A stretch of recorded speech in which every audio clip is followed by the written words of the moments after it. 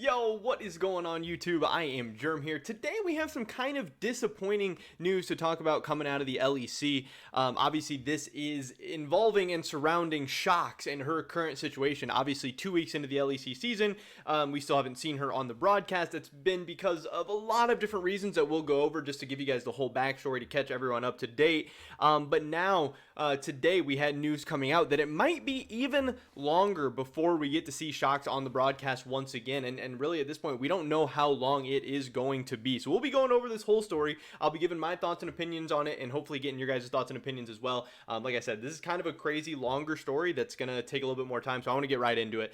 Drop a like if you guys do enjoy it. I'd appreciate that a ton. Subscribe, stay up to date on all my latest content. Consider checking out the merch. First link in the description below. With that being said, let's get right into this because, yeah, lots to talk about here. So this starts out the whole beginning of this story. This is in actually 2021, December of 2021. Very, very unfortunate, very, very sad, very, very, tragic circumstances. Obviously, like, thoughts out to Sjokz and her family. She tweeted out, "My mother was rushed to intensive care on Thursday. She passed away a few hours ago. Everything happened fast and completely unexpectedly. I couldn't even see her to say goodbye. I am broken beyond words. I don't know when I will be back. Love you all." So this is obviously, again, so sad. Everyone was showing a ton of love to Sjokz. Hope that her and her family's doing all right. But this is where the story starts with, like, her kind of taking a social media hiatus, kind of the last things we heard from her before things started to pick up. This is where, Sjokz and the LEC story kind of begins. The next update we got was, "Hi everyone, my mom's funeral was Tuesday. I'm currently dealing with the administrative fallout of her passing, which is pretty heavy on top of working through my grief.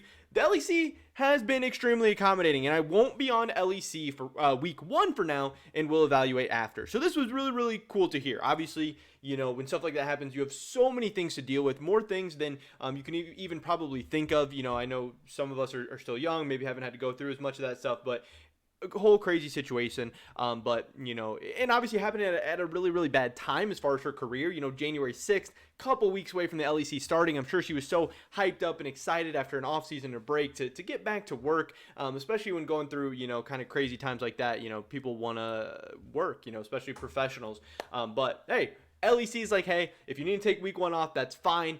Come back when you're ready to go. Get your life straightened out. We're still going to be here. So, Sjokz wasn't going to be there week 1, which is disappointing for some people. A lot of people love Sjokz. She's been around with the LEC so long, even EULCS days. People have so many great memories with her. As League of Legends fans have kind of grown up, Sjokz has just always been there. She's been a consistent. Obviously, everyone gets some amounts of hate or backlash or whatever, but for the most part, she's one of the most beloved, figures in the esports world. She has, 700, almost 800,000 followers on Twitter. People really, really like her. So that sucked that she wasn't going to be there for week 1, but it seemed like, hey, we'll be getting her eventually, and that'll be fine once she's fully ready to go. That's probably for the better anyway.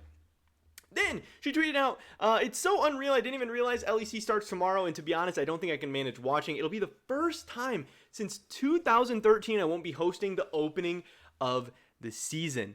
So what, 2014 to 2021, like 7 or 8 years of Sjokz always being there on the first day. Not only is that her being there on the first day, but that's, us watching her being there on the first day. It's weird for her to not be there. It's weird for the fans to not have Sjokz there, and people really, really missed her. And yes, the LEC still has a ton of awesome talent, and they can do a great job filling in for her. I know QuickShot's been hosting, and they have a ton of new faces, and they're always working new people in, but like she says, since 2014, Sjokz has been there to start the LEC, to kick off the season, to be the host, to guide us through all the excitement and storylines and all this stuff. And she wasn't going to be there. She says, "I won't be hosting the opening season. I feel so guilty. I wish my colleagues an amazing start." Crazy, yeah. A decade ago, like she says. Then, more kind of bad news. She says, "I'm also COVID positive, boosted to minimal symptoms, but weak on top of everything else, most likely from traveling to the funeral, kind of expected." But it's just like, hey, can Sjokz catch a break at this time? What the heck? Stuff's just getting worse and worse and worse and worse and worse. And this is the latest update that came out today. This is, the big news. That the whole story was kind of the context of getting us to where we are today, where she tweeted out, back here on this tweet, I think she had a tweet, maybe it's up here. She has another tweet where she's like, "Hey, week 3, hopefully I'll be back for the LEC."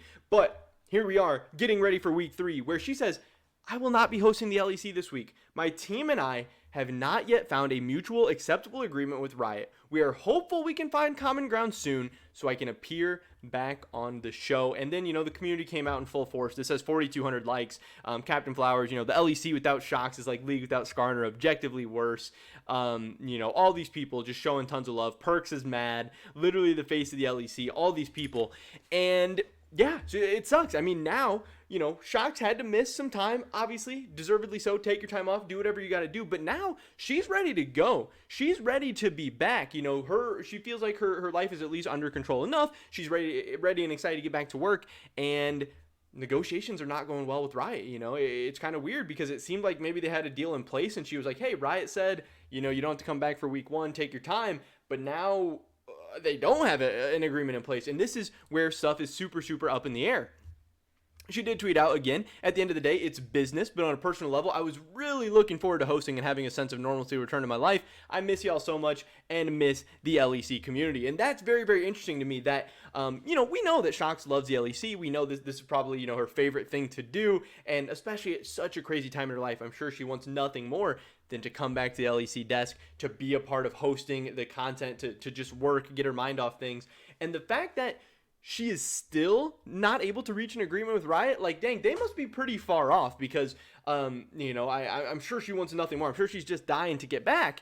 And again, they can't get a deal done. And like she says, it's business. She gets it. She understands. But yeah, stuff is not, working out. And then, Reddit does what Reddit does. They said Sjokz is no longer hosting week 3 of the LEC. They start talking about it. There was this very, very highly upvoted comment where they talk about, I guess she's taking a page out of Kadrill's book of leveraging public pressure for a better contract. Hopefully it works out for her. She's such a big part of the goated LEC broadcast and deserves to get that bag.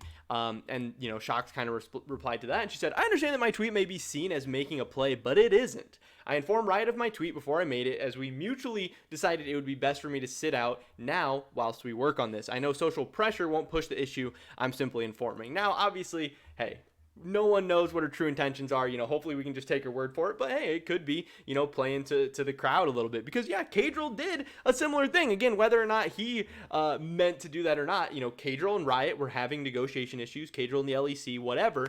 And at a time, it looked like we might not see Kadrill and the LEC at all. And people were very, very upset. People were very vocally upset.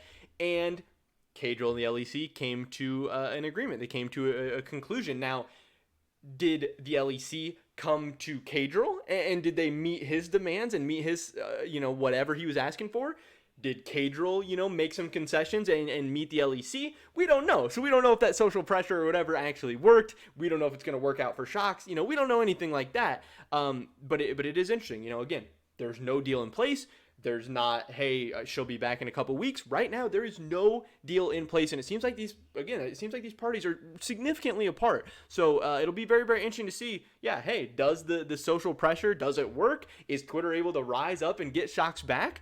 Or does the LEC say, hey, here's our offer. Here's what we think you're worth. Here's what, we think we can provide for you. We have other amazing talent. Hey, QuickShot can keep hosting. We have other people that we'd like to try out at host. If you want to be a part of the LEC, we'd love to have you back. But hey, maybe we don't need you anymore. Maybe the last decade's been awesome. But, I don't know. It's going to be very, very interesting to see whether the LEC caves, whether Sjokz caves, or whether we continue to not see Sjokz at all, because I definitely think the LEC is better with Sjokz. Like I said, I'm a fan of Sjokz. I know a lot of other people are as well. But again, it is a business at the end of the day, and I totally get it either way. And we had another comment on Reddit that's saying, considering Riot is notoriously known for underpaying on-camera staff, I'm glad that these actually big talents who are crucial to the league, like Kadrill and Sjokz, are asking for what they're probably worth. And I think that's very, very interesting because to say what somebody's worth, you'd have to know so much more about the business side and the financials of the LEC and stuff in general. It's really easy to say that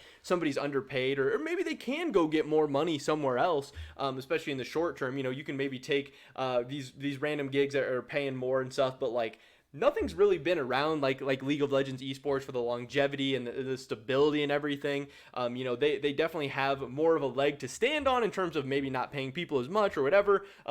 They also know how much money they make. They also know how much money they can spend. They also know the general value, of their casters and of their team and stuff. And as much as you can say, hey, the LEC is better with Kadrill or the LEC is better with Sjokz or whatever, those people still have some, amount of value that they provide. It's not infinite. It's not, just some crazy amount that Riot has to meet all their expectations or anything like that. It's absolutely two-sided. Sjokz and Cadril benefit, and the LEC benefits as well. But I know public perception is always going to be on the side of the Sjokz or the Cadril or the talent, and I don't blame them. I'm totally on that side as well. But it's just really, really weird to say that, hey, this person's underpaid or undervalued. Like, you don't know how much they make. You don't know how much money the LEC makes. You don't know what they're asking for. Maybe Sjokz is coming to the table and thinking she deserves some crazy pay raise. Maybe Riot is completely lowballing her.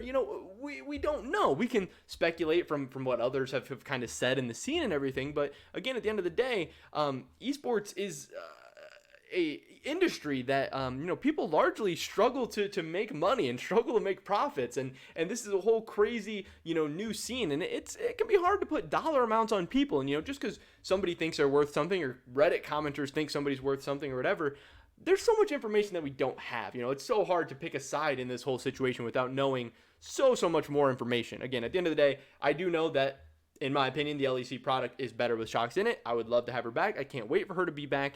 But again, at this point, we don't know when Sjokz is going to be back, and that is kind of disappointing news. But I'm not ready to say that the LEC is doing something disgusting or making a huge mistake, or that Sjokz is making a huge mistake or anything like that. It's just, hey, this is business, and this is what happens sometimes. But that is pretty much it for this video today, guys. Tell me, drop a like if you did enjoy it. I would appreciate that so much. Leave a comment down below. What do you think about this whole situation? Do you think Riot's making a big mistake? Do you think Sjokz should, take their offer and come back? Do you think she should play hardball and wait it out? I don't know. I'd love to hear your guys' thoughts and opinions. Subscribe, stay up to date on all my latest content. Hopefully catch you guys in the next one. But until then, peace.